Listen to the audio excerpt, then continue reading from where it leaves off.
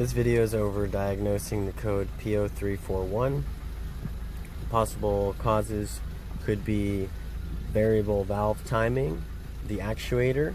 It could be the variable valve timing solenoid. Don't get those confused. They are actually separate parts. When you look up the part, you'll see two different things. You'll see a big spool valve about this size with multiple filters surrounding the cylinders, and then you'll see the actuator, which is an actual body that I will show you right now. This is the variable valve timing actuator. I replaced mine. This one looks like it's in perfect condition though.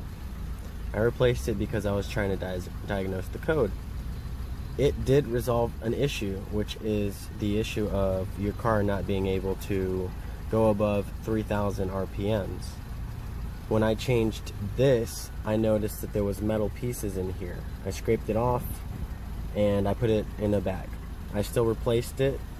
Now when I said do not confuse the variable time actuator, which is this thing, don't confuse it with the actual solenoid. The solenoid is not in here. The solenoid is on another part of the car.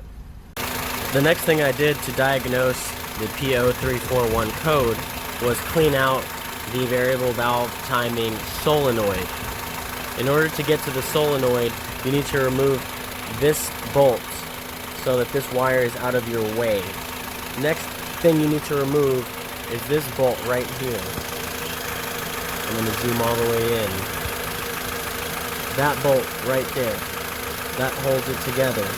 That is the actual solenoid, the variable valve timing solenoid right there.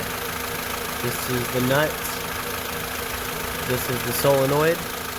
Once you unclip it, back up. Once you unclip it and you take the screw off, you just wiggle that out. If it's dirty and it doesn't look like it needs to be replaced, chances are all you need to do is clean it. I cleaned it, put it back in, tightened it up, put everything back in place.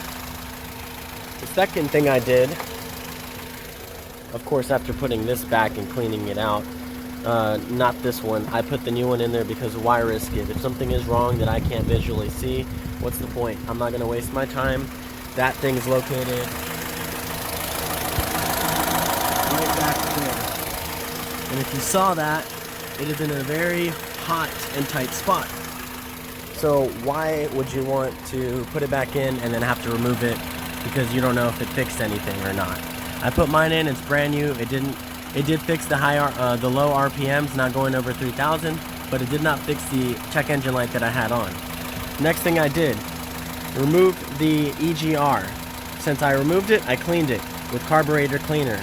It removes all the carbon from the inside out. There's a little bolt inside. Use a screwdriver to lift it up, and once it's lifted up and you pry it open, spray the carburetor fluid in there to clean it out well. Give it a few minutes to clean, alright? Put that to the side. Once you've, damn that's hot.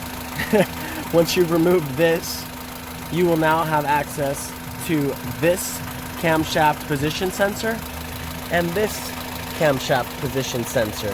Remove them both, replace them both. I removed one, put everything back in, looked to see if it changed anything, and it did not. I removed that one, I put them back in. At this point they're both replaced. Check engine light is off. That's how you fix the P0341 code before getting into the timing chain and seeing if that's the issue. As you can hear, it sounds like a diesel engine. I still want to figure out why that's the case. Maybe the timing chain skipped the tooth and there's no code popping up for that. Maybe one will pop up later if the symptoms get worse. As for now, the code is gone. There's no check engine light and I can go get my registration sticker.